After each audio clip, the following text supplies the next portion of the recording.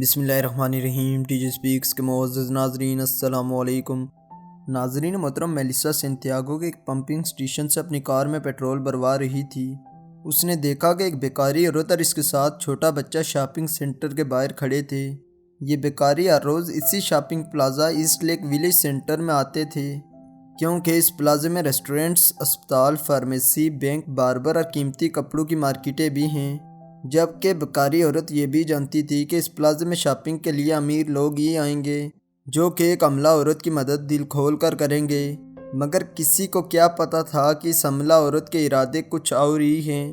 دوستو، کیلیفورنیا اپنے خوشگوار موسم، خوبصورت ساحلوں اور وی آئی پی ہاؤسنگ سوسائٹیز کے لیے بہت زیادہ مشہور ہے، مگر یہاں بے گھر لوگوں کی تعداد بھی بہت زیادہ ہے۔ اس لیے میلیسا نے بھی اس بیکاری عورت کو نظر انداز کر دیا، کیونکہ وہ روزانہ کی بنیاد پر شاپنگ مارکیٹ کے سامنے آتی تھی، جبکہ اکثر چھوٹا بچہ بھی اس کے ساتھ ہوتا۔ لوگ شاپنگ کرنے کے بعد ڈالرز یا پھر سینڈوچ اور کافی دے کر اس کی مدد کرتے تھے۔ تقریباً 2 ماہ سے عورت ایک ہی جگہ آتی اور مدد مانگتی رہی۔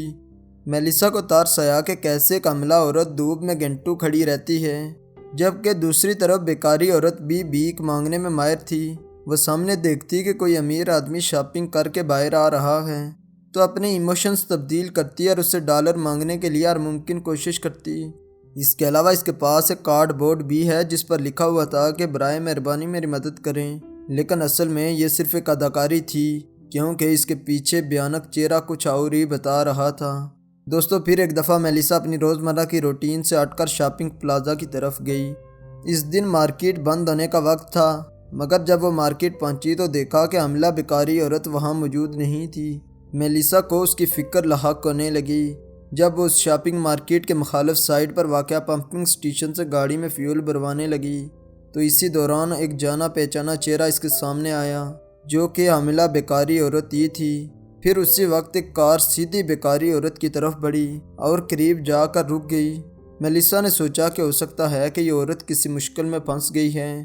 حقیقت میں میلیسا جو کچھ دیکھ رہی تھی اس کو اس پر یقین نہیں آ رہا تھا، کیونکہ بیکاری عورت گاڑی میں بیٹھ گئی، جبکہ حیران کن بات یہ تھی کہ یہ کار ایک مرسڈیز بینز تھی، جو کہ انتہائی قیمتی برانڈ ہے۔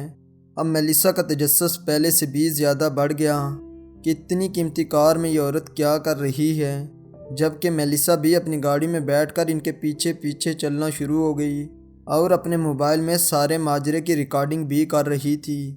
بیکاری عورت گاڑی میں بیٹھی پیسے گن رہی تھی اور ساتھی پارٹنرز کے ساتھ ہنسی مذاق میں بھی مصروف تھی۔ یہ گاڑی قریب ہی دوسرے شاپنگ سینٹر کے سامنے جا کر رکی۔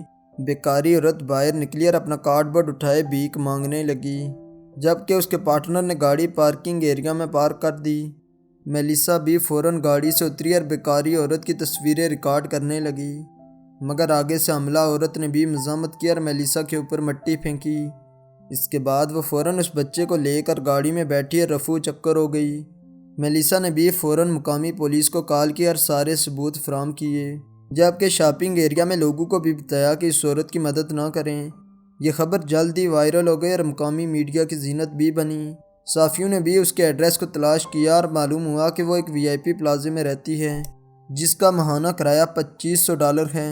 مگر جب پولیس اس اپارٹمنٹ میں پہنچی تو پتہ چلا کہ وہ جگہ چھوڑ کر تھوڑی دیر پہلے ہی نکل گئے ہیں۔ مسٹیریس عملہ عورت کی کہانی سوشل میڈیا پر بھی وائرل ہو گئی۔ دوستو، چند دن بعد ایک صحافی شہر کے کنارے واقع شاپنگ سینٹر میں گیا تو اس کو وہی عورت نظر آئی، مگر جب قریب جا کر دیکھا تو حیران رہ گیا، کیونکہ اس عورت نے ایک چھوٹا بچہ اٹھایا ہوا تھا۔ لیکن جب بات کرنے کی کوشش کی تو عورت نے منع کر دیا کہ مجھے انگلش بولنا نہیں آتی۔ اسی اثنا میں اس کا خاوند آیا اور ساتھ لے کر وہ وہاں سے نکل گئے، مگر کیمرے نے اس عورت کی تصویریں ریکارڈ کر لی تھی۔ اب سارا کیس مکمل کھل چکا تھا، انٹیلیجنس اداروں کی بھی دوڑیں لگ چکی تھی۔ آخرکار اس معاملے کی چھان بین ہوئی اور سارے نتائج سامنے آئے تو پتہ چلا کہ یہ جوڑا غیر قانونی طور پر امریکہ میں داخل ہوا تھا۔ انہوں نے شہر بھر میں کئی جگہوں پر اپارٹمنٹ لیے ہوئے ہیں، جن کو وہ مختلف جرائم کر کے استعمال کرتے تھے، جبکہ عملہ بن کر اس کو ڈالر زیادہ ملتے تھے۔ اس لیے اس نے بچہ پیدا ہونے کے بعد بھی عملہ بن کر ہی بھیک مانگنا شروع کر دی تھی۔ تو ناظرین محترم، گداکاری ایک لعنت ہے جو کسی بھی معاشرے کو تباہ کر دیتی ہے۔ ہمارے ارد گرد اکثر ایسے بیکاری نظر آتے ہیں جن کو دلی ہمدردی پر ہم مدد کرتے ہیں، مگر ان میں اکثر پیشہ ور مجرم ہوتے ہیں، اس لیے اپنے آپ کے ساتھ ساتھ اپنوں کو بھی ان لوگوں سے بچائیں۔ تو ناظرین محترم، اگر آپ کے ساتھ ایسا کوئی واقعہ ہوا ہے تو اس کا جواب ہمیں کمنٹ میں ضرور دیں۔ حسب روایت نئے والے ناظرین سے گزارش ہے کہ ہمارے اس چینل کو سبسکرائب کریں اور ساتھ گھنٹی کے نشان کو بھی دبائیں تاکہ ہر نئی آنے والی ویڈیو کا نوٹیفیکیشن تسلسل و تواتر کے ساتھ اب تک پہنچتا رہے۔ تب تک فی امان اللہ۔